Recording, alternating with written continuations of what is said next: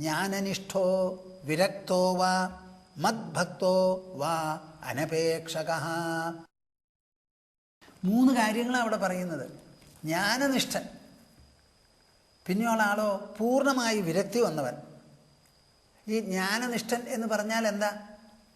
ഈ വേദാന്തം, പരമാത്മ സിദ്ധാന്തം ഇത് വേണ്ടതുപോലെ മനസ്സിലാക്കി ഈ പരമാത്മാവിൽ അധിഷ്ഠിതമാണ് പ്രപഞ്ചം. അപ്പം പ്രപഞ്ചത്തിന് തനതായ ഒരു വ്യക്തിത്വമോ ഒരു സ്ഥാനമോ ഇല്ല.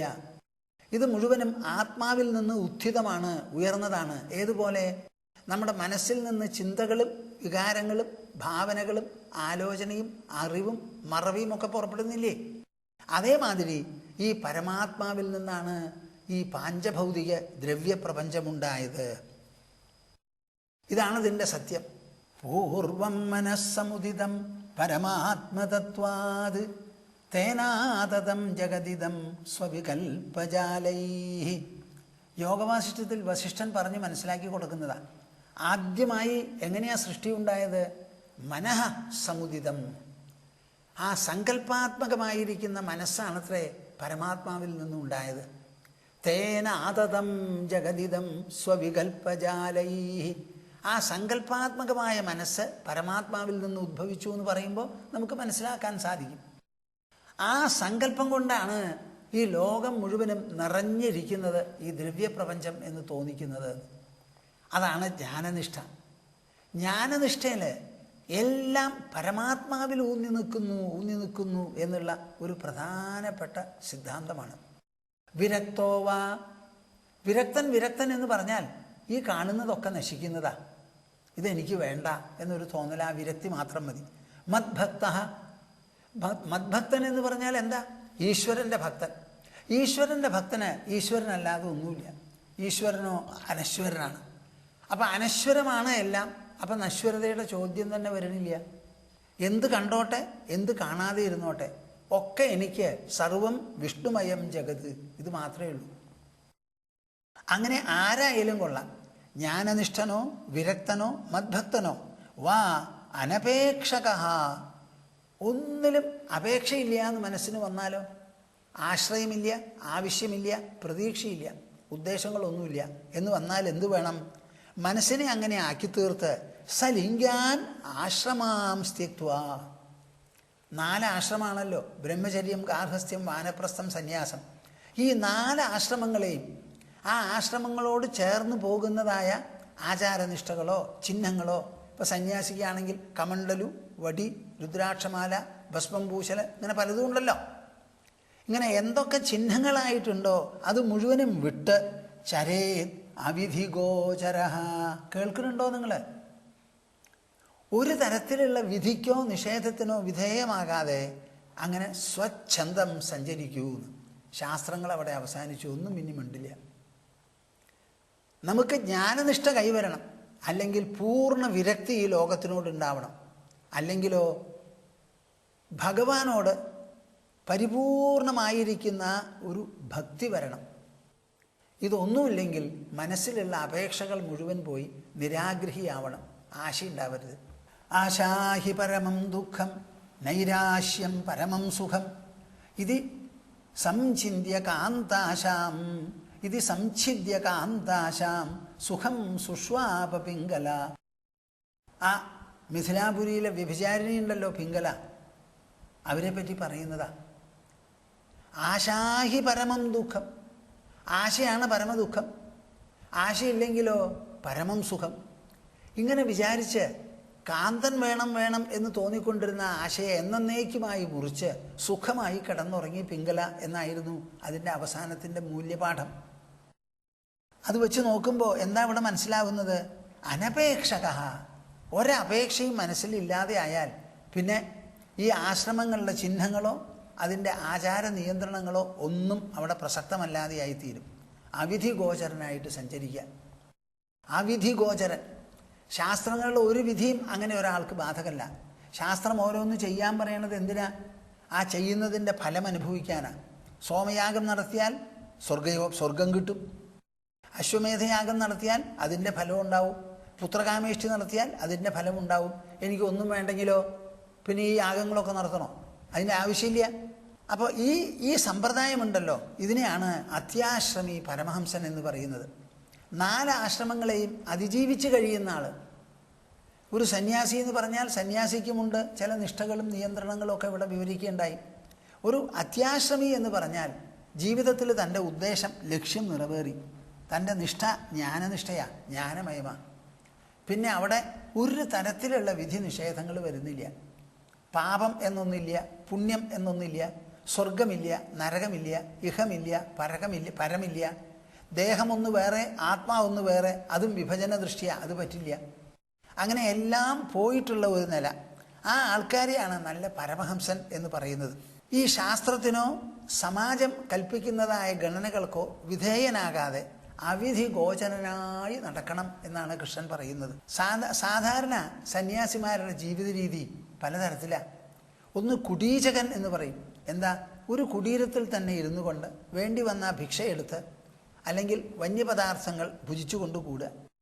ചില സ്ഥലങ്ങളിലൊക്കെ പോയി ഭിക്ഷ മേടിച്ചു കൊണ്ടുവന്ന് താൻ ഇരിക്കുന്ന സ്ഥലത്തിൽ നിന്ന് കഴിക്കുന്നതിനാണ് ബഹൂതകൻ എന്ന് പറയുക. അപ്പം അങ്ങനെയുള്ള സന്യാസിമാർ കഴിഞ്ഞാൽ പിന്നെ ഹംസന്മാരും പരമഹംസന്മാരുമാണ്.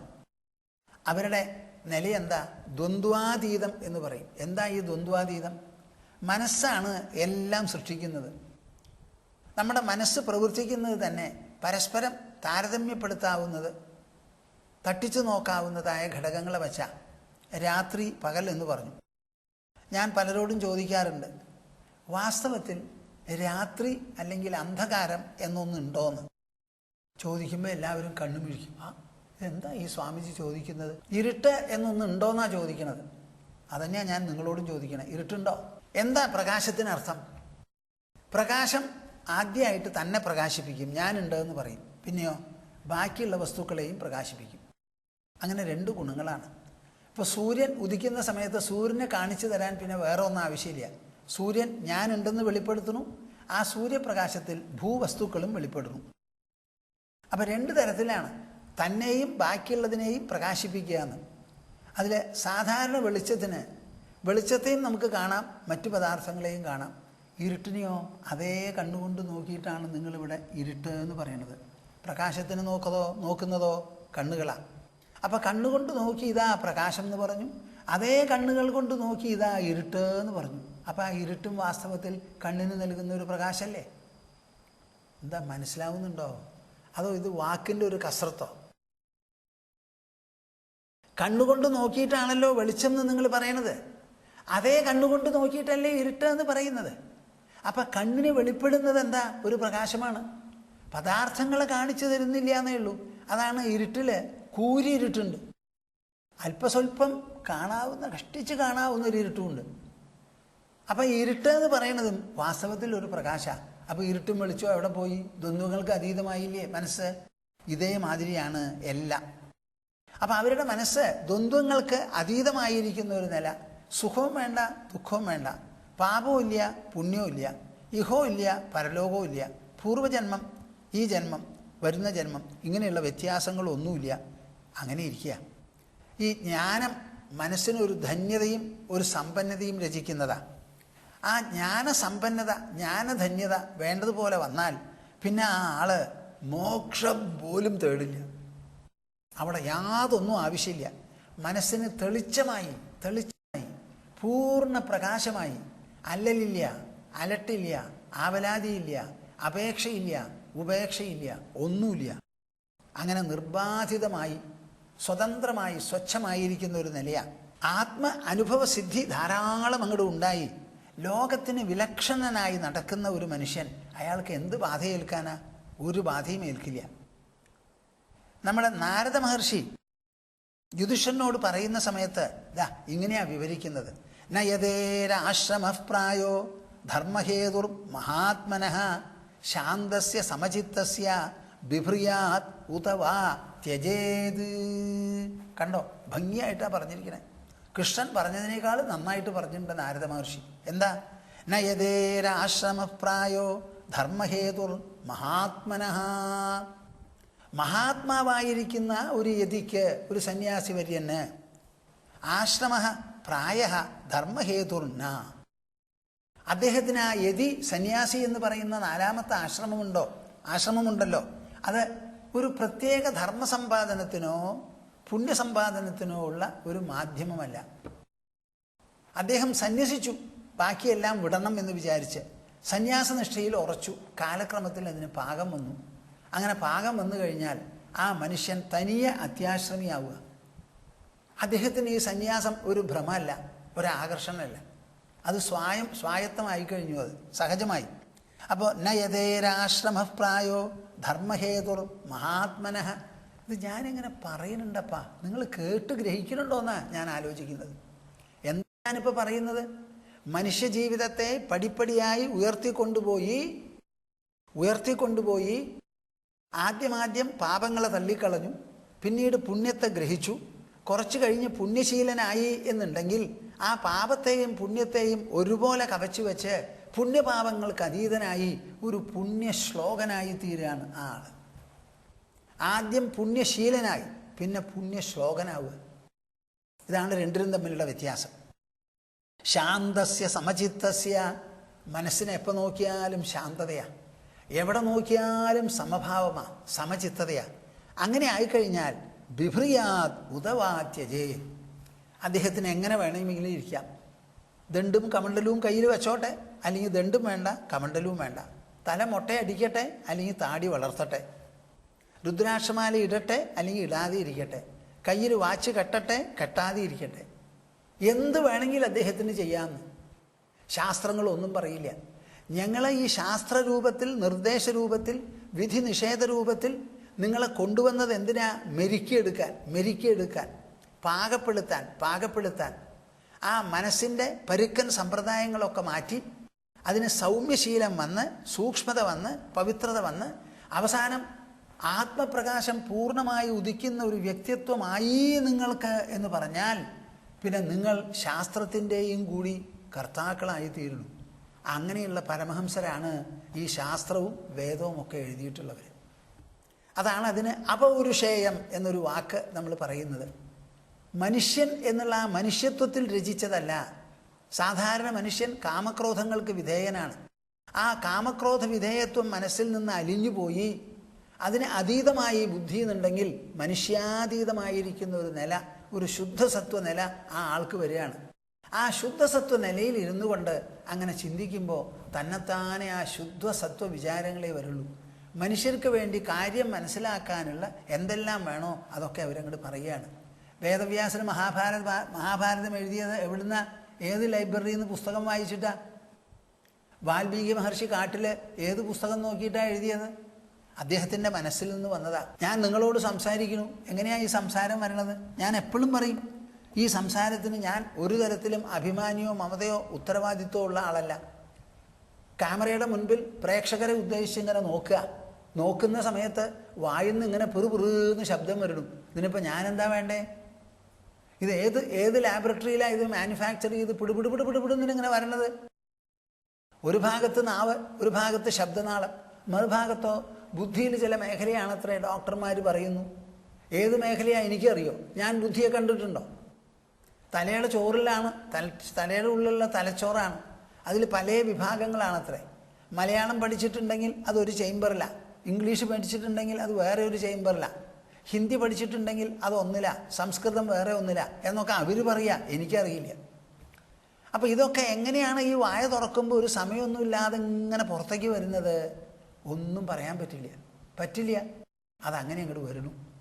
ഇതാണ് ലോകത്തിൻ്റെ സമ്പ്രദായം. അതിൽ വേറെ ഒന്നും നമുക്ക് പറയാൻ പറ്റില്ല. അപ്പം ഇങ്ങനെയുള്ള മഹർഷിമാരും ഇങ്ങനെയുള്ള ചതുർത്ഥാശ്രമികളും ആ അത്യാശ്രമികളുമായിട്ടുള്ളവരുണ്ടല്ലോ, അവർക്കെപ്പോഴും എന്താ, ഈ സമാജത്തിന് നന്നാവാൻ വേണ്ടി എന്ത് ചെയ്യണം എന്നുള്ളൊരു തോന്നലാണ്. അപ്പോൾ ഈ ശാസ്ത്രങ്ങളൊക്കെ എഴുതിയിട്ടുള്ളത് അപൗരുഷേയമായ ഒരു നിലയിൽ മനസ്സെത്തിച്ചേരുമ്പോഴാണ്. അങ്ങനെയുള്ള ശാസ്ത്രകാരന്മാരോട് ശാസ്ത്രത്തിനൊന്നും പറയാനില്ല. അതാണ് ഇവിടെ പറയുന്നത്. നയതേര ആശ്രമപ്രായോ ധർമ്മഹേതുർ മഹാത്മനഃ ശാന്തസ്യ സമചിത്തസ്യ ബിഭ്രിയാത് ഉതവാ ത്യജേത്. ഇത് 7-ാം സ്കന്ധത്തിൽ 13-ാം അധ്യായത്തിൽ 9-ാമത്തെ ശ്ലോകമാണ്. ഒരു താരതമ്യത്തിന് വേണ്ടി ഞാനിത് പറഞ്ഞതാ.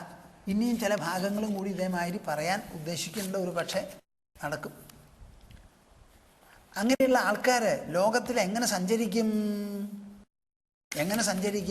ബുധോ ബാലകവത് ക്രീഡേത്, ബുധോ ബാലകവത് ക്രീഡേത്, കുശലോ ജഡവച്ചരേത്, വദേത് ഉന്മത്തവത് വിദ്വാൻ, ഗോചര്യാം നൈഗമശ്ചരേത്. ഈ വാക്കുകളൊന്ന് കേൾക്കെങ്കിലും ചെയ്യണപ്പാ. നിങ്ങളുടെ കുടുംബത്തിനും വരും തലമുറയ്ക്കും പുണ്യമുണ്ടാവട്ടെ.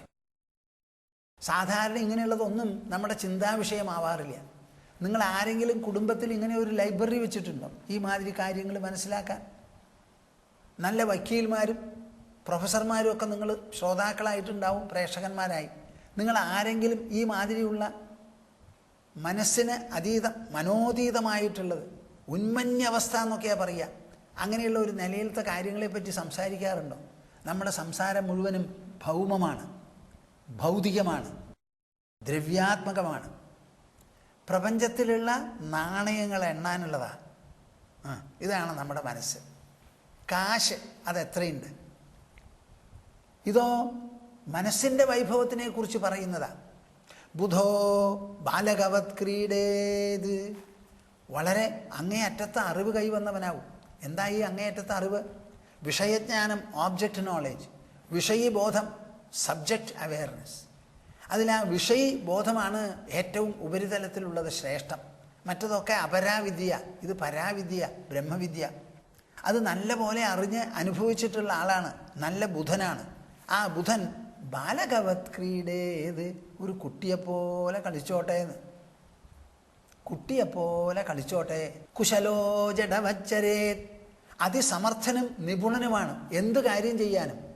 ആ ആള് ജഡവത് ചരേത്, ജഡനെ പോലെ, ഒന്നും അറിയാത്തവനെ പോലെ സഞ്ചരിച്ചോട്ടെ. വദേത് ഉന്മത്തവത് വിദ്വാൻ, അതിവിദ്വാനാണ്, അറിവുള്ളവനാണെങ്കിലും ഉന്മത്തനെ പോലെ സംസാരിക്കട്ടെ, ഒരു പ്രാന്തനെ പോലെ. ഗോചര്യാം നൈഗമശ്ചരേത്,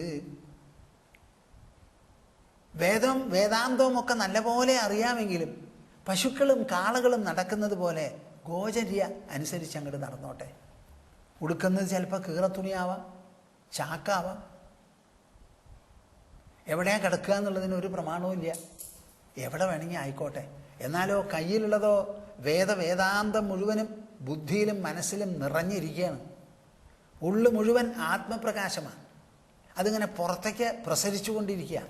എന്നാലോ ഗോചര്യാം, ഈ പശുക്കളും കാളകളും ഒക്കെ റോഡിൽ അങ്ങനെ കിടക്കാറില്ലേ? ഞാനിപ്പോൾ ചെന്നൈക്ക് പോയി.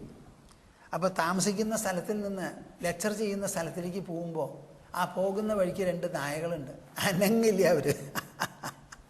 കാർ ഓടിച്ചു ചെല്ലുമ്പോൾ അവരനങ്ങില്ല. കാറിൽ നിന്ന് അങ്ങനെ അനങ്ങിപ്പോക്കോളും. അവർക്കൊരു കൂസലുമില്ല. ആരാപ്പോൾ ചോദിക്കാൻ? ഏത് പോലീസുകാരനെ പിടിക്കാൻ? ഇനിയിപ്പോൾ കാറ് ബലമായിട്ട് അതിൻ്റെ മുകളിൽ ഓടിച്ചു കയറ്റുമോ? ഒരാളും കയറ്റില്ല. ആർക്കും ഈ നായയെ കൊല്ലാൻ ഇഷ്ടമല്ല. അവരവിടെ കഴിയണു. അതുപോലെ ഗോചര്യാം നൈഗമശ്ചരേ. അപ്പോൾ മലമ്പാമ്പിൻ്റെ വൃത്തി അജകരചര്യ എന്നൊക്കെ പറഞ്ഞല്ലോ.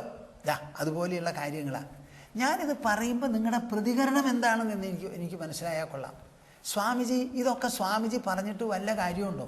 എന്താ കാരണം? ഇതൊന്നും ഞങ്ങളുടെ പിടിയിൽ പെട്ടതല്ലല്ലോ. ഞങ്ങൾക്കിത് കേട്ടിട്ട് എന്താ കാര്യം? ഇത് കേൾക്കുന്നതിലാണ് കാര്യം. പിന്നെയുള്ളത് കേട്ടിട്ട് ഒരു കാര്യമില്ല. ഈ പ്രപഞ്ചഗാഥ കേട്ടിട്ട് എന്താ കാര്യം? നിങ്ങൾ പ്രപഞ്ചത്തിലല്ലേ, അവിടെയല്ലേ ഇപ്പോൾ കഴിഞ്ഞുകൂടുന്നത്. നമ്മുടെ മനസ്സിനെ അതിൽ നിന്നൊന്ന് ഉദ്ധരിക്കണം. ഈ പ്രപഞ്ചത്തിൽ കഴിഞ്ഞുകൂടുന്ന സമയത്ത് പല വിധത്തിലുള്ള ഏറ്റക്കുറച്ചിലുകളും പരവുപോക്കുകളും ഒക്കെ ഉണ്ടാവും. അതിനെ നേരിടാനുള്ള ശക്തി മനസ്സിന് വരണമെങ്കിൽ ആ മനസ്സിൻ്റെ ഉയർന്ന നിലകളെ വിവരിച്ച് കേൾക്കുക തന്നെ വേണം. നിങ്ങൾ ഇതുപോലെ ആവില്ല എന്നുള്ളത് എനിക്കറിയാം. പക്ഷെ ഇങ്ങനെ ഒരു നില മനസ്സിനുണ്ട് എന്നുള്ളത് മനസ്സിലാവുമ്പോൾ ആ മനസ്സിന് പിന്നെ പേടി എന്തിനാ, വിഷമം എന്തിനാ, കൂസൽ എന്തിനാ? ഗോചര്യാം നൈഗമശ്ചരേ. ഇത് മനുഷ്യൻ്റെ 4 ആശ്രമങ്ങളെ പറ്റിയിട്ടാണ് പറയുന്നത്. മൃഗങ്ങളുടെയോ സിംഹത്തിൻ്റെയോ പുലിയുടെയോ ആനയുടെയോ അല്ല, മനുഷ്യൻ്റെ 4 ആശ്രമം. ആ 4ാമത്തെ ആശ്രമത്തിൽ വേണ്ടതുപോലെ അത് പയറ്റിയെടുക്കുന്നവന് ഇതുപോലെയൊക്കെ ആവാൻ സാധിക്കും. എത്ര അറിവുള്ളവനായാലും കുട്ടിയെപ്പോലെ കളിച്ചുകൊണ്ടിരിക്കും. കുശലനായാലും ജഡനെപ്പോലെ സഞ്ചരിക്കും. ഉന്മത്തനെ പോലെയാണ് സംസാരിക്കുക. പടുവിദ്വാനാണെങ്കിലും പശുക്കളെയും കാളകളെയും പോലെ നിർബാധമായി അല്ലലും അലട്ടുമില്ലാതെ കൂസലില്ലാതെ പേടിക്കാതെ അങ്ങനെ ശാന്തമായി ഓരോ കാല് എടുത്തങ്ങോട്ട് വെച്ചങ്ങോട്ട് പോവും. കാശിയിൽ ചെന്നാൽ കാളകൾ നടക്കുന്നത് കാണേണ്ടതാണ്. ധാരാളം പഴങ്ങൾ കൊടുത്ത് അവിടെ നല്ല പൊലിമ ഉണ്ടാവും. ഞാൻ ആ കാള നടക്കുന്നത് ഓരോ കാലിങ്ങനെ എടുത്തു വെച്ച് ഇങ്ങനെ പോണത് കാണാൻ നല്ലൊരു രസമാണ്. ഒരു കൂസലും ഇല്ല അവർക്ക്. എത്ര വാഹനം വന്നോട്ടെ, വാഹനം മാറിപ്പോവും, അവർ മാറില്ല. ഇതൊരു കാളയ്ക്ക് സാധിക്കുമെങ്കിൽ മനുഷ്യന് സാധിക്കില്ലേ? ഈ തൃശ്ശൂരിൽ എല്ലാവരും പറയും ഒരു ഗോവിന്ദസ്വാമി, പാമ്പ് ഗോവിന്ദൻ എന്നും പറയും. അദ്ദേഹം ആ 5 വിളക്കിൻ്റെ ഇടയിൽ കല്ല് വിരിച്ചിട്ടുള്ള റോട്ടിൽ മലർന്നങ്ങോട്ട് കിടക്കും. അന്നത്തെ കാലത്തൊക്കെ കാളവണ്ടികളാണ് പാവം. അത് ഇരുമ്പ് ചക്രം വെച്ചിട്ട് കടാ പടാ എന്ന് ഓടുന്ന കാളവണ്ടികളാണ്. ആ കാളവണ്ടികളൊക്കെ വന്ന് അവിടെ സാമാനം ഇറക്കലും കയറ്റലും നടക്കുന്ന സമയമാണ്. ഈ മനുഷ്യൻ അവിടെ കിടന്നാൽ ഒറ്റ ആളും മിണ്ടില്ല, മാറി അങ്ങോട്ട് പോവന്നെ. കേട്ടിട്ടുള്ളത് അദ്ദേഹം ഒരു സ്കൂൾ മാഷായിരുന്നു കുറേ കാലം മുൻപ്. എന്തോ സംഭവിച്ചു അത്രേ, ഒരു കുട്ടിയെ അടിച്ചെന്നോ പിടിച്ചെന്നോ എന്തോ, ആ കുട്ടി തൂങ്ങി മരിച്ചെന്നോ എന്തോ പറയണത്. അന്ന് വന്നതാ അത്രേ മനസ്സിനുള്ള വിഷമവും നിരാശയും. ഞാൻ അദ്ദേഹത്തിനെ കണ്ടിട്ടുണ്ട്. കാലത്ത് ഈ 1.5 ഇഞ്ച് മെറ്റൽ റോട്ടിൽ അടിച്ചിങ്ങനെ കൂട്ടിയിട്ടുണ്ടാവും. അതിൻ്റെ മുകളിലാണ് ചെന്നങ്ങോട്ട് ഇരിക്കും, കിഴക്കോട്ട് സൂര്യനെ നോക്കിക്കൊണ്ട്. ഞങ്ങൾ സ്കൂളിൽ പോകുമ്പോൾ അദ്ദേഹത്തിനെ കാണാം. അത് കഴിഞ്ഞ് ഈ സൂര്യൻ പൊന്തുമ്പോൾ തലയും ഇങ്ങനെ പൊന്തും. ഉച്ചയ്ക്ക് ഇങ്ങനെയാവും. അത് കഴിഞ്ഞാൽ പടിഞ്ഞാട്ട് തിരിഞ്ഞിരിക്കും, പിന്നെ ഇങ്ങനെ. കാലത്ത് മുതൽക്ക് വൈകുന്നേരം വരെ ഇതാ അദ്ദേഹത്തിൻ്റെ ജോലി. അതല്ലാത്തതുകൊണ്ട് അദ്ദേഹത്തിന് പാമ്പ് ഗോവിന്ദൻ എന്ന് പറയാൻ എന്താ കാരണം? എവിടെ പാമ്പിൻ്റെ ശല്യം ഉണ്ടെങ്കിലും വിളിക്കും. അവിടെ ചെന്ന് ഗോവിന്ദ ഇങ്ങോട്ട് വാ എന്ന് പറഞ്ഞാൽ ആ പാമ്പ് ഇങ്ങോട്ട് വരുമോ അത്രേ. അതിനെ എടുത്ത് പിടിച്ച് അവിടെ കൊണ്ടാക്കും. നീ ഇവിടെ പൊക്കോ, ഇവിടെ ഒന്നും ഇരിക്കേണ്ട, ബുദ്ധിമുട്ടിക്കേണ്ട എന്ന് പോവുകയും ചെയ്യും. പിന്നെ ചിലർ ഞാൻ പറഞ്ഞു കേട്ടിട്ടുണ്ട്, ചില പശുക്കൾ തൃശ്ശൂരിൽ നടക്കുന്ന സമയത്ത് അവിടെ നിൽക്കുക, മുതൂത്തൊരു തട്ടി ആ പാല് കുട്ടി കുടിക്കണമായിരുന്നു മലയെന്ന് കുടിക്കുന്നത് ഞാൻ കണ്ടിട്ടില്ല, കേട്ടതാ. നിങ്ങൾ എന്തു പറയുന്നു? നിങ്ങളാണെങ്കിൽ എല്ലാവിധ സൗകര്യങ്ങളും ആഡംബരങ്ങളുമുള്ള വീട് കെട്ടിയുണ്ടാക്കി, എന്നിട്ട് നിങ്ങൾ പറയണത് എന്താ? സ്വാമിജി ഒരു സമാധാനവും ഇല്ല, ശാന്തിയില്ല. ഇതാ നിങ്ങൾ പറയണത്. അപ്പോൾ ഈ മനുഷ്യന് ശാന്തിക്കും സമാധാനത്തിനും വേണ്ടി ഒന്നും ചെയ്യണില്ലല്ലോ. അദ്ദേഹത്തിന് വലിയ ഒരു ശരീരം, അദ്ദേഹത്തിന് വലിയ ഒരു മനസ്സ്. അദ്ദേഹം ഈ ലോകത്തിൽ ഇതേ 5 വിളക്കും ഇതേ റോട്ടിലും ആയിരുന്നുവല്ലോ അദ്ദേഹം, നമ്മൾ നടക്കുന്ന റോട്ടിൽ. അപ്പം അദ്ദേഹത്തിന് ഇങ്ങനെ ഒരു ഗോചര്യ സാധിക്കുമെങ്കിൽ നമ്മുടെ മനസ്സിന് ഗോചര്യമൊന്നുമില്ലെങ്കിലും വീട്ടിൽ തന്നെ നിർബാധിതരായിരിക്കാൻ നിങ്ങൾക്ക് സാധിക്കണ്ടേ? ഇതിപ്പോൾ ഒരു 1000% വെച്ചോളൂ, നിങ്ങൾക്കൊരു 50% കിട്ടില്ലേ? മനുഷ്യന് വിധിച്ചിട്ടുള്ള 4 ആശ്രമത്തിനെ പറ്റിയിട്ടാണ് ഇവിടെ പറയുന്നത്. പട്ടിയുടെയും കാളയുടെയും കാര്യമല്ല അത്. എങ്ങനെ ബ്രഹ്മചര്യം നിങ്ങളുടെ ആശ്രമമോ വിവാഹം നിങ്ങളുടെ ആശ്രമമോ അതേമാതിരി വാനപ്രസ്ഥവും നിങ്ങളുടെ തന്നെയാണ്, സന്യാസവും നിങ്ങൾക്കുള്ളത് തന്നെയാണ്. നിങ്ങൾ അത് രണ്ടും തള്ളിക്കളയണു. എന്തുകൊണ്ട്? മരമണ്ടന്മാരായതുകൊണ്ട്, അറിവില്ലാത്തത് കൊണ്ട്. അവനവൻ്റെ ഉള്ളിലുള്ള മനസ്സുണ്ടല്ലോ, ആ മനസ്ഥലത്തിൻ്റെ വൈഭവം അറിയാത്തത് കൊണ്ട്, പറഞ്ഞു തരാൻ ആളില്ലാത്തത് കൊണ്ട്, പറഞ്ഞാൽ തന്നെ കേട്ട് അനുസരിക്കാത്തത് കൊണ്ട്. നമ്മുടെ വ്യക്തിത്വത്തിൻ്റെ വ്യക്തിത്വത്തിൻ്റെ പൂർണ്ണ വിവരണമാണ് ഇവിടെ പ്രദാനം ചെയ്യുന്നത്. വേറെ ഒരു കാര്യമല്ല. പുറത്തുള്ള ഒരു കടുകിനെ പറ്റി ഇവിടെ സംസാരിക്കുന്നില്ല.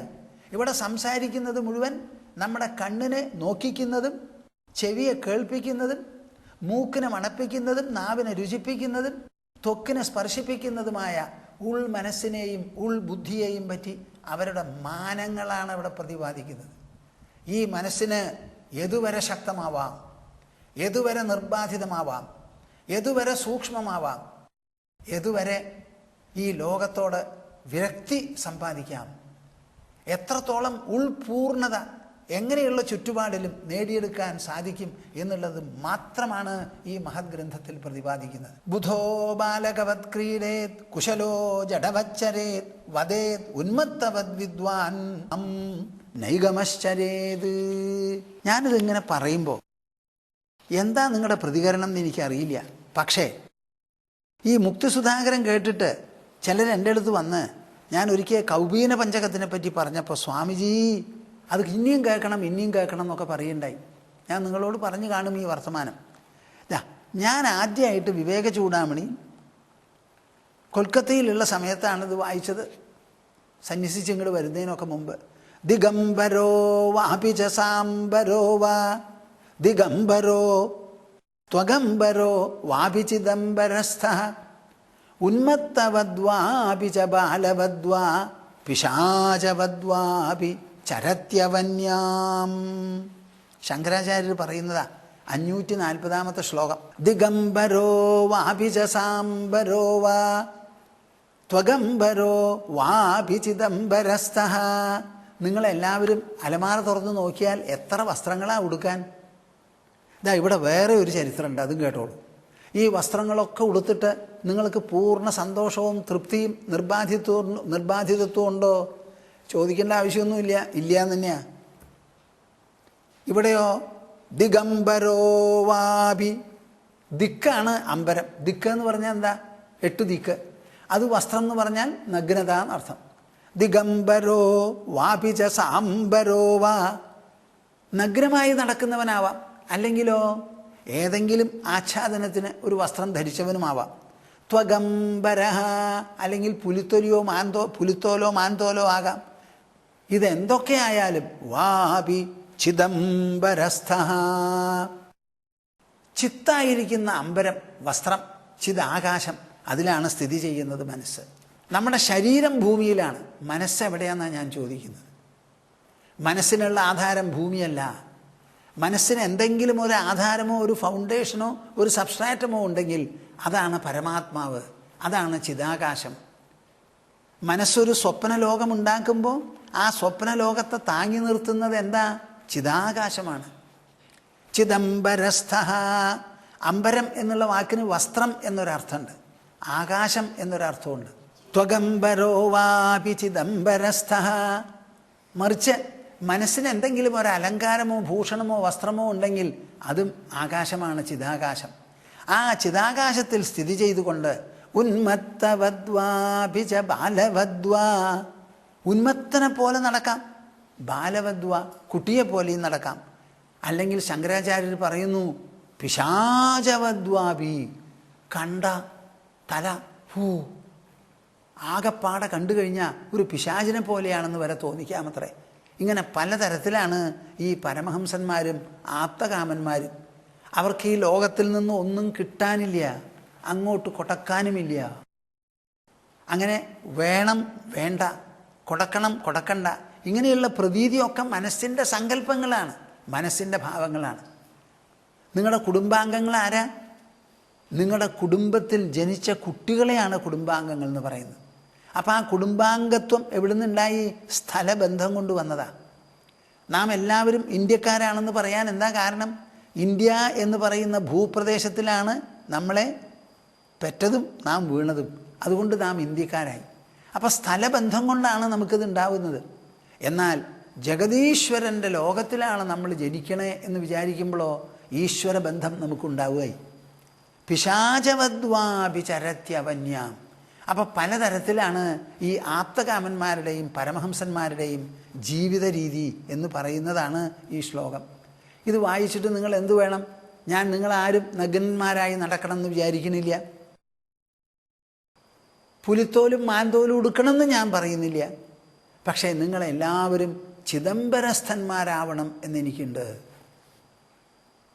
നമ്മുടെ മനസ്സിനെയും ബുദ്ധിയെയും അഹങ്കാരത്തെയും താങ്ങി നിർത്തുന്നത്, ഈ ലോകവസ്തുക്കളെ ലോകഗോളങ്ങളെ താങ്ങി നിർത്തുന്ന ആകാശം എങ്ങനെയോ അതുമാതിരി നമ്മുടെ ഉൾഗോളങ്ങൾ എന്ന് പറയുക ഒരലങ്കാര ഭാഷയിൽ, മനസ്സും ബുദ്ധിയും അഹങ്കാരവും അതിനെ താങ്ങി നിർത്തുന്നത് ചിദാകാശമാണ്. ആ ആകാശത്തിലാണ് നിങ്ങളുടെ നിപ്പ് എന്ന് വന്നാൽ നിങ്ങളുടെ വ്യാപ്തി എത്രയായി ഒന്ന് ആലോചിക്കൂ. ആ വ്യാപ്തി അനുഭവിക്കുന്ന സമയത്ത് നമുക്കുണ്ടാവുന്ന സ്വാതന്ത്ര്യവും ആ സ്വാതന്ത്ര്യത്തിൽ അങ്കുരിക്കുന്നതായ വൈവിധ്യവുമാണ് ഇവിടെ ചൂണ്ടിക്കാണിക്കുന്നത്. ഇതെല്ലാം നിങ്ങളായിക്കൊള്ളണമെന്നില്ല. അങ്ങനെ ആവുന്നവർ ചിലരെങ്കിലും ഉണ്ടാവും. അവരെ കണ്ടാൽ നമുക്ക് മനസ്സിലാവണം. ബുധോ ബാലകവത് ക്രീഡേത് കുശലോ ജഡവച്ചരേത് വദേതുന്മത്തവദ് വിദ്വാൻ ഗോചര്യാം നൈഗമശ്ചരേത് വേദവാദരതോ ന സ്യാത് ന പാഖണ്ഡി ന ഹൈതുകഃ ശുഷ്കവാദവിവാദേന കഞ്ചിത് പക്ഷം സമാശ്രയേത്. പരമഹംസ സ്വച്ഛതയോടുകൂടി നടക്കുന്ന ആൾക്കാരുണ്ടല്ലോ, അവർ ചെറുപ്പക്കാരാവാം, അറിവുള്ളവരാവാം, പ്രാപ്തിയുള്ളവരാവാം, അനുഭവസമ്പന്നരാവാം. അങ്ങനെയൊക്കെ ആയാലും അവർക്ക് എന്തിനും സ്വാതന്ത്ര്യമുണ്ട് എന്ന് പറഞ്ഞിട്ട് എന്തും ചെയ്യുക എന്ന് പറഞ്ഞാൽ പ്രപഞ്ചത്തിൻ്റെ ആ ഓർഡർ വ്യവസ്ഥയുണ്ടല്ലോ, അതിന് വിപരീതമായിട്ടോ അതിനെ ഭ്രംശം വരുത്താനോ പറ്റിയ തരത്തിലൊന്നും ചെയ്യുന്നത് ശരിയല്ല, ചെയ്യൂല. വേദവാദരതോ ന സ്യാദ്. വേദവാദരത, ഈ വേദങ്ങൾ പ്രതിപാദിക്കുന്നതായ കർമ്മകാണ്ഡം സ്തുതികളൊക്കെ ഉണ്ടല്ലോ, അതിനെ വാദിക്കുന്ന ഒരാളായി തീരരുത്. ന പാഖണ്ഡി, അതേ സമയത്ത് ഈ വേദം തെറ്റ്, ഈശ്വരവിശ്വാസം തെറ്റ് എന്ന് പറഞ്ഞ് വെറും ഒരു റാഷണലിസ്റ്റ്, ഒരു യുക്തിവാദിയുമാവരുത്. ന ഹൈതുക, എപ്പോൾ നോക്കിയാലും കാര്യം കാരണം കാര്യം കാരണം യുക്തി യുക്തി യുക്തി ഇങ്ങനെ പിടിച്ചു നിൽക്കരുത്. നമുക്ക് ശ്രുതിയുണ്ട്, യുക്തിയുണ്ട്, അനുഭവമുണ്ട്. ഈ ശ്രുതി യുക്തി ഇല്ലെങ്കിലും അനുഭവം അവിടെ തനിയെ നിൽക്കുന്നതാണ്. അനുഭവത്തിൽ നിന്നാണ് യുക്തി ഉണ്ടാവുന്നതും ശ്രുതി ഉണ്ടാവുന്നതും. അപ്പോൾ ഒന്നിനെയും ഇടിച്ചു താഴ്ത്തി അങ്ങനെ കെട്ടുന്ന സ്വഭാവം നമുക്ക് അരുതെന്ന്. വേദവാദരതോ ന സ്യാദ് ന പാഖണ്ഡി ന ഹൈതുക ശുഷ്കവാദവിവാദേ ന കഞ്ചിത് പക്ഷം സമാശ്രയേത്. കുറേ തർക്കം നടക്കുന്നുണ്ട്, ഒന്നിലോ കുറേ ആൾക്കാർ കൂടി അല്ലെങ്കിൽ രണ്ടാൾ തമ്മിൽ. ആ വാദിക്കുന്ന വാദം വെറുതെ സമയം പോക്കാനാണെന്ന് നിങ്ങൾ മനസ്സിലാക്കിയാൽ അവിടെ ചെല്ലരുതെന്ന്. അവിടെ ഒരാളുടെ പക്ഷവും പിടിക്കരുത്. ഒരാൾ നിരീശ്വരവാദിയാണ്, ഒരാൾ ഈശ്വരവാദിയാണ്, രണ്ടാളും കൂടി തർക്കിക്കാൻ പുറപ്പെട്ടിരിക്കുക. ആ തർക്കം എന്താണ് ഏതാണെന്ന് നല്ലപോലെ മനസ്സിലാക്കുക. പ്രയോജനമില്ലെങ്കിൽ ഒരാളുടെ പക്ഷവും പിടിക്കാതെ നമ്മുടെ പാട്ടിൽ പോവുകയെന്ന്. ഇതൊക്കെ അവരുടെ സമ്പ്രദായം പറഞ്ഞിരിക്കുക. വേദവാദരതോ ന സ്യാദ് ന പാഖണ്ഡീ ന ഹൈതുക ശുഷ്കവാദ വിവാദേന കഞ്ചിത് പക്ഷം സമാശ്രയേത്. ചിലരൊക്കെ ഞങ്ങളുടെ ആശ്രമത്തിൽ പുതിയതായിട്ട് വരുന്നവരാവാം. അപ്പോൾ വരുമ്പോൾ നമ്മുടെ ആശ്രമത്തിൽ സമാധി മന്ദിരത്തിൽ ചെറിയൊരു കൃഷ്ണൻ്റെ മണ്ണുകൊണ്ടുണ്ടാക്കിയ ഒരു പ്രതിമയുണ്ട്. നിങ്ങൾ ചിലപ്പോൾ കണ്ടിട്ടുണ്ടാവും ഈ ചാനലിൽ കൂടി. കാലത്തെ ഒരു അരമണിക്കൂർ നേരം വിഷ്ണു സഹസ്രനാമോ ഭഗവത്ഗീതയോ ഇവിടെ പാരായണം ചെയ്യാറുണ്ട്. അത് കഴിഞ്ഞാൽ ഒരു ചെറിയ മംഗളാരത്തി കാണിക്കും. ഇതൊക്കെയാണ് മണിയടിച്ചുകൊണ്ട് ബാക്കിയുള്ളവരെങ്കിലും കേൾക്കട്ടെ ഇവിടെ ഒരു മണിയടി ഉണ്ട് എന്ന് വിചാരിച്ചിട്ട്. ഞങ്ങൾക്കാർക്കും അത് അത്ര ആവശ്യം ഉണ്ടായിട്ടില്ല. ചിലപ്പോൾ അത് കണ്ടാൽ ചോദിക്കും, സ്വാമിജി എന്താ സ്വാമിജിയുടെ ആശ്രമത്തിൽ ഇങ്ങനെയുണ്ടോയെന്ന്. എന്താ അപ്പോൾ ഇതിന് തെറ്റ്? ഞാൻ ജനിച്ചു വളർന്നത് ഒരു നല്ല ഓർത്തഡോക്സ് ഫാമിലിയിലാണ്. ചെറുപ്പം മുതൽക്ക് ക്ഷേത്രാരാധനയും കുടുംബത്ത് പൂജയൊക്കെ ആയിട്ട് ജീവിച്ചിട്ടുള്ള ഒരാളാണ്. ഒരിക്കലും ഞാൻ ക്ഷേത്രങ്ങളെയോ പൂജകളെയോ കർമ്മനിഷ്ഠകളെയോ ഇടിച്ചു താഴ്ത്തി ഒരിക്കലും സംസാരിക്കില്ല. എവിടെ പോയാലും സംസാരിക്കുന്നത് ക്ഷേത്രാങ്കണത്തിലാണല്ലോ. ക്ഷേത്രാങ്കണത്തിന് സമാനമായിട്ട് ഇവിടെ വേറെ ഏതെങ്കിലും സ്ഥലമുണ്ടോ നമുക്ക് നല്ലത് പറയാനായിട്ട്? എവിടെ പോയാലും ക്ഷേത്രത്തിൻ്റെ മുൻപിൽ അല്ലെങ്കിൽ അങ്കണത്തിലാണ് സംസാരം. വേറെ ആരാ അതിന് സ്ഥലം നീക്കിയിട്ടിരിക്കുന്നത്? ഒരു സ്ഥലത്തുമില്ല. പാർക്കുകളുണ്ടായി എന്ന് വരാം, ക്ലബ്ബുകളുണ്ടായി എന്ന് വരാം. പക്ഷേ നമ്മുടെ ഈ കാര്യങ്ങൾ സംസാരിക്കാനായി ഈശ്വര സന്നിധി ദേവസന്നിധിയെ നമുക്ക് പറ്റുള്ളൂ. രണ്ട് കാര്യങ്ങളാണ് ഹിന്ദുമതത്തെ നിലനിർത്തിയിരിക്കുന്നത്, അല്ലെങ്കിൽ സനാതനധർമ്മത്തെ, ക്ഷേത്രങ്ങളും ആശ്രമങ്ങളുമാണ്. അപ്പോൾ ഇതൊന്നും നമ്മൾ വിട്ടുകളയണമെന്ന് പറയുന്നത് ശരിയല്ല. ഞാനിങ്ങനെ സംസാരിക്കുമ്പോൾ അതിനെ തൊലിയുരിച്ച് വിലയിരുത്തുന്നു എന്നുള്ളത് ശരിയാണ്. അതാണ് ശ്രീമദ് ഭാഗവതം ചെയ്യുന്നതും. അത് ക്ഷേത്രത്തിൽ പോയി വരുന്നവരാണിത് കേൾക്കേണ്ടത്. കേൾക്കുമ്പോഴേ അവർക്ക് ക്ഷേത്രം എന്ത് എന്നുള്ളത് മനസ്സിലാവുള്ളൂ. ആരാധനയുടെ പ്രസക്തിയും അവർ ഗ്രഹിക്കുള്ളൂ. അവരുടെ ആരാധന കൂടുതൽ കൂടുതൽ ആന്തരമായി ക്ഷേത്രത്തെ അതിജീവിച്ച് ശരീരത്തെ തന്നെ ക്ഷേത്രമാക്കി തീർത്ത് ആത്മാരാധന ചെയ്യാൻ പുറപ്പെടുള്ളൂ. ഒന്നുമില്ലാത്തവരുണ്ടോ ഇവിടേക്ക് വരണു? വരില്ല. അപ്പം ചെറിയ കാലം മുതൽക്ക് വേണം ഇതൊക്കെ ചെയ്യാൻ. വേദവാദരതോ ന സ്യാദ് ന പാഖണ്ഡീ ന ഹൈതുക ശുഷ്കവാദ വിവാദേ ന കഞ്ചിത് പക്ഷം സമാശ്രയേത് നോദ്വിജേത ജനാദ്ധീരോ ജനം ച ഉദ്വേജയേന്നതു അതിവാദാം സ്ഥിതിക്ഷേത നാവമന്യേത കഞ്ചന ദേഹമുദ്ദിശ്യ പശുവത് വൈരം കുര്യാന്ന കേനചിത്. ഇവിടെ എന്തൊക്കെയാണ് നിയന്ത്രണങ്ങൾ? അവനവൻ്റെ വ്യക്തിത്വത്തിൽ മാത്രം ഒതുങ്ങി നിൽക്കുന്ന ചില നിയന്ത്രണങ്ങൾ. ചില നിയന്ത്രണങ്ങൾ നമ്മുടെ പരമപവിത്രമായിരിക്കുന്ന വൈദിക ജീവിതത്തെ ഉദ്ദേശിച്ചുള്ള ചില മുൻകരുതൽ. പിന്നെയോ സമൂഹത്തിനെ ചൊല്ലിയുള്ള ചില മുൻകരുതൽ. ഒരു വ്യക്തി എന്ന് പറയുന്നത് കുടുംബത്തിൽ ജനിച്ചവനാണ്. കുടുംബം സമൂഹത്തിൻ്റെ സമാജത്തിൻ്റെ അംഗമാണ്. സമാജം നമ്മുടെ രാഷ്ട്രത്തെ ഉണ്ടാക്കി തീർക്കുന്നതാണ്. അപ്പം നാം ജീവിക്കുന്നത് സമാജത്തിലാണ്. ആ സമാജത്തിനെ ഒരിക്കലും നാം ഇടിച്ചു താഴ്ത്തുകയോ ധിക്കരിക്കുകയോ അങ്ങനെ പുച്ഛിക്കുകയോ ചെയ്തരുത്. സമാജം എന്ന് പറഞ്ഞാൽ പലതരത്തിലുള്ള ആൾക്കാർ ഒന്നിച്ചു കൂടുന്നവരാണ്. അതിനൊരു വിലയുണ്ട്, ഒരു സ്ഥാനമുണ്ട്. ആ സ്ഥാനത്തെ ഒരിക്കലും നമ്മൾ മറക്കുക അല്ലെങ്കിൽ വിട്ടുകളയുക ചെയ്യരുത്. നോദ്വിജേത ജനാത് ധീരഹ. നല്ല ഉറച്ച ബുദ്ധിയുള്ളവനും ബുദ്ധിമാനുമാണ്. ഈ മനുഷ്യർ പറയുന്നത് പലപ്പോഴും അസംബന്ധമായിരിക്കാം, അയുക്തമായിരിക്കാം. എന്നാലും അവരും നമ്മുടെ സമാജത്തിൻ്റെ അംഗങ്ങളാണ്. അപ്പോൾ ഒരാൾക്കും നമ്മെ കണ്ട ഒരു വെറുപ്പ് തോന്നരുത്. അപ്പം ജനങ്ങളെ വെറുപ്പിക്കുന്നത് മാതിരിയുള്ള ഒരു ജീവിതം നടത്താൻ പാടില്ല. നോദ്വിജേത ജനാധീരോ ജനം ച ഉദ്വേജയേൻ നതു. ജനങ്ങളെ നാം വെറുക്കരുത്, അവർക്ക് നമ്മെ സംബന്ധിച്ച് വെറുപ്പ് തോന്നരുത്. നമ്മളൊരു സ്ഥലത്ത് പോകുമ്പോൾ അതിനനുസരിച്ച് വേഷം ധരിച്ചോളൂ. സന്യാസി ആയിരിക്കാം, വലിയ പകിട്ടൊന്നും വേണ്ട. നിങ്ങൾക്ക് വേണ്ടതുപോലെ ചുക്ക് ചുളിവില്ലാതെ വൃത്തിയിൽ കറയൊന്നുമില്ലാത്തൊരു മുണ്ടുടുക്കുക, പറ്റിയ തരത്തിലൊരു ഷർട്ടിടുക. ആരും പുറത്തു പോകുമ്പോൾ ഒരു സദസ്സിൻ്റെ മുൻപിൽ പ്രത്യക്ഷപ്പെടുമ്പോൾ വീട്ടുവേഷം ധരിച്ചല്ല പോവുക. വീട്ടിൽ ഇത്തിരി കീറലുടുത്താലും മുഷിഞ്ഞതുടുത്താലും വിരോധമില്ല. നമ്മളെ അറിയുന്നവരാ, അവർക്കറിയാം. പുറത്ത് നിങ്ങൾ പോകുമ്പോൾ നിങ്ങളെ ആരെയും അറിയില്ല. അപ്പോൾ ആ എല്ലാവരും ഒന്നിച്ചു കൂടുമ്പോൾ ആ സദസ്സിനൊരു മതിപ്പ് നമ്മുടെ മനസ്സിൽ കൽപ്പിച്ചു കൊടുക്കണം. അതിന് വേഷം വളരെ പ്രധാനമാണ്. അപ്പോൾ വൃത്തിയും വെടുപ്പുമായിട്ടുള്ളൊരു വേഷത്തിൽ ആർക്കും വിഷമമില്ലാത്ത തരത്തിലാണോ നമ്മുടെ ജീവിതം. സാധിക്കുമെങ്കിൽ മനുഷ്യർ ഇഷ്ടപ്പെടാവുന്ന തരത്തിൽ ആകർഷണമുണ്ടാവത്തക്ക വിധത്തിൽ വേണം. അപ്പോൾ ഒരു സന്യാസി നോദ്വിജേത ജനാധീരോ. ശങ്കരാചാര്യരുടെ പടം നമ്മൾ കാണുന്നുള്ളൂ, അദ്ദേഹത്തിനെ കണ്ടിട്ടില്ലല്ലോ. അദ്ദേഹത്തിൻ്റെ പടം നോക്കിയാൽ നിങ്ങൾക്ക് കാണാം, ആ കാശ്മീരി ഷാൾ 2 ഭാഗത്തും നല്ല കസവൊക്കെ ഉള്ളതാണ്. അങ്ങനെ ഒരെണ്ണമാണ് അദ്ദേഹത്തിൻ്റെ തലയിൽ കിടക്കുന്നത്. ഇന്നേ വരെ ഒരാളും ആ വസ്ത്രത്തിനെ പറ്റിയോ അതിൻ്റെ കരയെ പറ്റിയിട്ടോ ഒരാളും ഒന്നും ചോദിച്ചിട്ടില്ല. നമ്മൾ ശങ്കരാചാര്യർ എഴുതിയതും പറഞ്ഞതുമാണ് നോക്കുന്നത്. പേരിനൊരു പടം വയ്ക്കണമെന്ന് മാത്രമേ ഉള്ളൂ. അദ്ദേഹത്തിൻ്റെ പടം വേറൊരു തരത്തിലായാലും ഈ പറയുന്നത് തന്നെയാണ് നമുക്ക് ആവശ്യം. അദ്ദേഹത്തിൻ്റെ ആകൃതിയും നിറവും ഒന്നുമല്ല നമ്മൾ അന്വേഷിക്കുന്നത്. അപ്പോൾ എന്തായാലും ശങ്കരാചാര്യരുടെ പടത്തിലും കൂടി അതിന് ആ പടത്തിന് ഒരു യതിവര്യൻ എന്നുള്ള നിലയ്ക്കൊരു സൗന്ദര്യം ഉണ്ടല്ലോ. ആ സൗന്ദര്യത്തിന് പൊരുത്തപ്പെടുന്ന ഒരു ഛായ അതിന് കൊടുത്തിരിക്കുന്നത്. നോദ്വിജേത ജനാധീരോ ജനം ച ഉദ്വേജയേന്നതു അതിവാദാം സ്ഥിതിക്ഷേത. ക്രമത്തിലധികം സംസാരിക്കുക, അനാവശ്യമായിട്ട് വാചാലത ഉണ്ടാക്കുക, നിന്ദാവാദങ്ങൾ, എന്തെങ്കിലും ഒന്നിനെ നിഷേധിക്കാനോ പുച്ഛിച്ച് തള്ളാനോ അങ്ങനെയൊന്നും പുറപ്പെടണ്ട. നാവമന്യേത കഞ്ചന.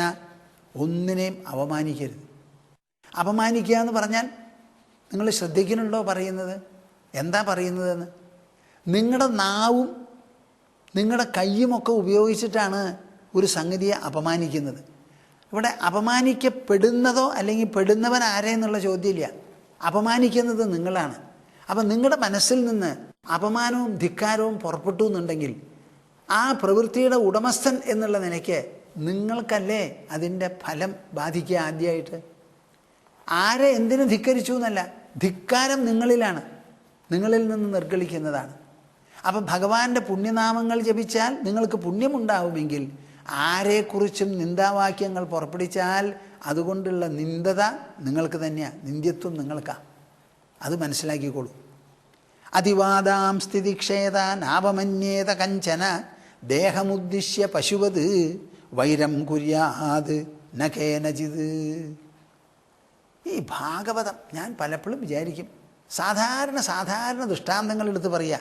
ദേഹമുദ്ദിശ്യ പശുവത് വൈരം കുര്യാത് ന കേനചിത്. മൃഗങ്ങളെപ്പോലെ ആവരുത് നമ്മുടെ പെരുമാറ്റം.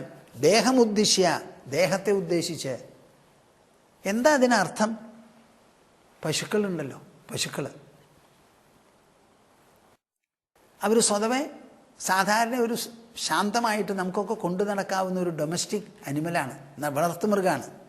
അങ്ങനെ ഒക്കെ ആയാലും ഈ പശുക്കൾ തീറ്റയെ ചൊല്ലി അന്യോന്യം ആക്രമിക്കും. ഇപ്പം നിങ്ങൾ കുടിക്കാനായിട്ട് വെള്ളം കൊടുത്തു എന്നിരിക്കട്ടെ, ആ വെള്ളം കൊടുത്തൊരു ബക്കറ്റിൽ വെച്ച് കൊടുത്താൽ തള്ളപ്പശു കുടിക്കും. ആ കുടിക്കുന്നതിൻ്റെ ഇടയിൽ അതിൻ്റെ തന്നെ കുട്ടി വന്നിട്ടൊന്ന് തലയിടാൻ പുറപ്പെട്ടാൽ അതൊരു തള്ളി അത് മുഴുവൻ കുടിച്ചു പറ്റി. ആർക്കാ ഈ വെള്ളം? വയറ്റിന്, ദേഹത്തിന്.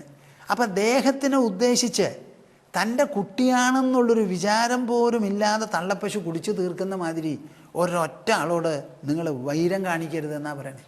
പശു അത് എന്നൊരൊറ്റ വാക്കാ. മൃഗങ്ങളാണ് ഇങ്ങനെ ചെയ്യുക. അവർക്ക് ദേഹം മാത്രമേ പ്രമാണമായിട്ടുള്ളൂ. നമ്മൾ കഴിഞ്ഞുകൂടണം എന്ന് വിചാരിച്ച് ഭക്ഷണത്തിന് വേണ്ടിയോ വസ്ത്രത്തിന് വേണ്ടിയോ വേറെ എന്തെങ്കിലും ഒരു കാര്യത്തിന് വേണ്ടിയോ ഒരൊറ്റ ആളോടെങ്കിലും ശത്രുതയ്ക്കോ മാത്സര്യത്തിനോ കോമ്പറ്റീഷനോ പോയി കഴിഞ്ഞാൽ വലിയ തെറ്റാണെന്ന്. ഇതൊക്കെ എന്താ? മനസ്സിലും ബുദ്ധിയിലും അധിഷ്ഠിതമായിരിക്കുന്ന സ്വഗത മൂല്യങ്ങളാണത് മുഴുവനും. ഒരു മനുഷ്യൻ്റെ മനസ്സിനുള്ളതാണത് മുഴുവനും. What is meant by ethics, what is meant by morality, what is meant by discipline, what is meant by restraint, regulation, reformation and refinement. അതാണ് ഇവിടെ പറയുന്നത്.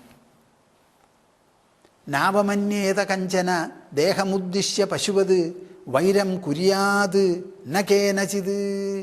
ഒറ്റ ആളോടും നിങ്ങളുടെ മനസ്സിൽ വൈരം തോന്നരുത്. ആരായാലും ശരി, നിങ്ങളുടെ മനസ്സിൽ വൈരം തോന്നിയോ കഴിഞ്ഞു. ആരോട് തോന്നി എന്നുള്ളതാവില്ല. നിങ്ങളെ എന്നും വെറുക്കുന്ന ഒരാളായിരിക്കാം. നിങ്ങളെ സംബന്ധിച്ചിടത്തോളം ആ ആളോട് വൈരം തോന്നരുത്. നമ്മുടെ മനസ്സ് വിശാലമാവണം. ശത്രുക്കൾക്കും നമ്മുടെ മനസ്സിലൊരു സ്ഥാനം കൊടുക്കണം. വീട്ടിൽ കൊടുക്കണ്ട, അവർ വരൂല്ല, നിങ്ങൾ ക്ഷണിക്കും വേണ്ട. മനസ്സിൽ. അതെ, എന്നെ എല്ലാവർക്കും പിടിക്കില്ല, കുറേ ആൾക്കാർക്കൊക്കെ പിടിക്കാത്തവരുണ്ട്. പിടിക്കാത്തവർക്ക് എന്നെ പിടിക്കാതെ ഇരുന്നോട്ടെ. അപ്പോൾ എന്നോട് തോന്നുന്ന പിടിക്കായ പോലും അവർക്ക് നല്ലതാണ് എന്ന് വിചാരിക്കൂ നിങ്ങൾ. ഭഗവാനെ വെറുത്താൽ അതുകൊണ്ട് ഭഗവാന് വല്ല കുറവുണ്ടോ? വെറുപ്പിലൂടെ നിങ്ങൾക്ക് സാക്ഷാത്കാരം മേടിക്കാം. വെറുപ്പിലൂടെ. ശിശുപാലന് അങ്ങനെയാണ് കിട്ടിയത്. ഭയത്തിലൂടെയാണ് കംസന് കിട്ടിയത്. സ്നേഹത്തിലൂടെ കിട്ടിയത് വളരെ കുറയും. ഭക്തി കൂടി കിട്ടിയത് നാരദ മഹർഷിക്കൊക്കെ ഉള്ളൂ. അപ്പം നമുക്ക് എന്ത് വേണമെങ്കിലും നമ്മുടെ മനസ്സാണ് ഇവിടെ പ്രമാണം. ഒറ്റ ആളോടും വൈരം തോന്നരുത്. നമ്മുടെ മനസ്സിനെ നിർവൈരമാക്കാൻ സാധിക്കുമോ എന്ന് ചോദിച്ചാൽ സാധിക്കും. പ്രയത്നിച്ചാൽ സാധിക്കാത്തത് എന്താ? നിർവൈര സർവഭൂതേഷു യസ്സ മാമേതി പാണ്ഡവ. നിർവൈരഹ സർവഭൂതേഷു, എല്ലാ ഭൂതങ്ങളിലും ഒരുപോലെ വൈരമില്ലായ്മ വന്നാലേ മാമേതി പാണ്ഡവ, എൻ്റെ അടുത്ത് വന്ന് ഞാനായിത്തീരാൻ പറ്റുള്ളൂ എന്ന് കൃഷ്ണൻ പറയുന്നുണ്ട്. 23-ാമത്തെ അധ്യായം മുക്തിസ്കന്ധത്തിൽ 11-ാം സ്കന്ധത്തിൽ 43-ാമത്തെ ഒരു ശ്ലോകമുണ്ട്. ഭിക്ഷുഗീതയിൽ വരുന്നതാ. നായം ജനോമേ സുഖദുഃഖഹേതു ന ദേവതാത്മാ ഗ്രഹകർമ്മകാലാ മനഃപരം കാരണമാമനന്തി സംസാരചക്രം പരിവർത്തയേദ്യത്. ഇതെന്തിനാ ഞാനിതൊക്കെ പറയണത്? നിങ്ങളുടെ മനസ്സിൽ വൈരമുണ്ടോ എന്ന് പരിശോധിക്കാനും പരിശോധിപ്പിക്കാനും. എന്നിട്ടോ വൈരമുണ്ടെങ്കിലോ ഈ ശ്ലോകം ചൊല്ലി ആ വൈരമൊക്കെ പമ്പ കിടക്കും. നായം ജനോമേ സുഖദുഃഖഹേതു. ഒരു ബ്രാഹ്മണൻ ഭിക്ഷുവായി സഞ്ചരിച്ചു അത്രേ. എന്താ കാരണം? കുറേ പണം ഉണ്ടായിരുന്നു. ഒരു യക്ഷിയെ പോലെ അത് നോക്കി നടന്നു. അതൊന്നും നിലനിന്നില്ല. കുറേ രാജാവ് കൊണ്ടുപോയി, കുറേ സ്വജനങ്ങൾ കൊണ്ടുപോയി, കുറേ കള്ളന്മാർ അപഹരിച്ചു. കയ്യിലുള്ള പണം മുഴുവൻ പോയി. യാതൊരു വഴിയില്ല. അതുവരെ വലിയ ആഢ്യനൊക്കെ ആയിരുന്നു. ആ പണം നഷ്ടപ്പെട്ട ഒരു ഗതിയുമില്ലാതെ അദ്ദേഹം പുറത്ത് കടന്നപ്പോൾ ചിലർക്കൊക്കെ അദ്ദേഹത്തിനെ അറിയാം. അപ്പം എന്താ പറഞ്ഞത്? അവൻ നടിക്കുകയാണത്, കയ്യിലൊന്നുമില്ലാതെ നടക്കുമ്പോൾ. എന്നിട്ട് പലതരത്തിലും അവർ അദ്ദേഹത്തെ ഉപദ്രവിച്ചു. ചിലർ കൈ പിടിച്ച് വലിച്ചു, വസ്ത്രം പിടിച്ച് വലിച്ചു, മുഖത്ത് തുപ്പി, തലയിൽ മൂത്രമൊഴിച്ചു, കാക്കരിച്ച് തുപ്പി, ഇങ്ങനെ പലതും ചെയ്തു. എല്ലാം പിടിച്ച് വലിയ അക്രമമൊക്കെ ആയപ്പോൾ ആ ബ്രാഹ്മണൻ, ആ ഭിക്ഷു അവിടെ ഇരുന്ന് പാടിയ പാട്ടാണത്രേ. നായം ജനോമേ സുഖദുഃഖഹേതു. എൻ്റെ മനസ്സിന് വിഷമം സുഖമോ അല്ല ദുഃഖമോ, ഇത് രണ്ടും ഉണ്ടാക്കുന്നതിന് വേറെ ഒരാളും കാരണക്കാരല്ല. ന ദേവത ആത്മാ ഗ്രഹ കർമ്മ കാലാ. വല്ല ദേവതമാരുമാണോ ഇത്? ഇന്ദ്രൻ്റെയോ ചന്ദ്രൻ്റെയോ ഒക്കെ കോപാണോ? ആത്മാ അവനവൻ്റെ ഉള്ളിലുള്ള ജീവനാണോ ഇതിന് കാരണം? ഗ്രഹകർമ്മകാലാഹ. ഗ്രഹങ്ങൾ, നിങ്ങൾ പലരും നവഗ്രഹ പൂജയൊക്കെ ചെയ്യുന്നവരാണല്ലോ. ഏതെങ്കിലും ഗ്രഹത്തിന് നമ്മളെ ഉപദ്രവിക്കണം അല്ലെങ്കിൽ അനുഗ്രഹിക്കണം എന്നുള്ള വിചാരം ഉണ്ടാവുമോ? ഈ ഗ്രഹങ്ങളൊക്കെ എന്താ തരം? നിങ്ങളൊന്ന് ആലോചിച്ച് നോക്കൂ. ഗ്രഹങ്ങളെ പൂജിക്കും, ഭൂമിയെ പൂജിക്കില്ല. ഭൂമിയാണ് നമ്മളെ പാർപ്പിക്കുന്ന ഗ്രഹം. അതിനോട് ഒരു ബഹുമാനവും നിങ്ങൾക്കില്ല. കാണാത്ത നവഗ്രഹങ്ങൾ എങ്ങോ ഉള്ളതാ, അതിന് പ്രതിഷ്ഠയൊക്കെ ഉണ്ടാക്കി നിങ്ങൾ പൂജിക്കും. ആ ഗ്രഹങ്ങളാണോ നമ്മുടെ ജീവിതത്തിൽ നമുക്ക് സുഖദുഃഖം തരുന്നത്? അല്ല എന്നാ ഭാഗവതത്തിൻ്റെ ഡിക്ലറേഷൻ. ന ദേവതാത്മാ ഗ്രഹ കർമ്മകാലാ. ഏതെങ്കിലും കർമ്മമാണോ മുൻ ചെയ്തതോ ഇപ്പം ചെയ്യുന്നതോ? കാലാഹ കാലമാണോ? ഇതൊന്നുമല്ല. പിന്നെ ആരാ? മനഃപരം കാരണമാമനന്തി. നമ്മുടെ മനസ്സ് മാത്രമാണ് ഇതിന് പരമമായിട്ടുള്ള കാരണം. സംസാരചക്രം പരിവർത്തയേദ്യത്. ഈ സംസാരം എന്ന് പറയുന്ന ചക്രത്തെ അങ്ങനെ തിരിച്ച് കൊണ്ടുപോകുന്നത് നമ്മുടെ മനസ്സാണത്രേ. ഈ മനസ്സല്ലാതെ വേറെ ഒരു പ്രമാണവും ഇവിടെ ഇല്ലയെന്ന്. ആ മനസ്സിനെ നിങ്ങൾ ദുഷിപ്പിക്കരുത്. മനസ്സിന് ദോഷം വരാതെ അതിനെ ഗുണഭൂയിഷ്ടമാക്കി നിർത്താൻ വേണ്ടിയുള്ള നിഷ്ഠാനിയന്ത്രണങ്ങൾ, എത്തിക്സാണ് ഇവിടെ പറയുന്നത്. Characteral and behavioural ethics, characteral and behavioural sublimation, characteral and behavioural enrichment. ഇതാണ് ഇവിടെ പറയുന്നത്.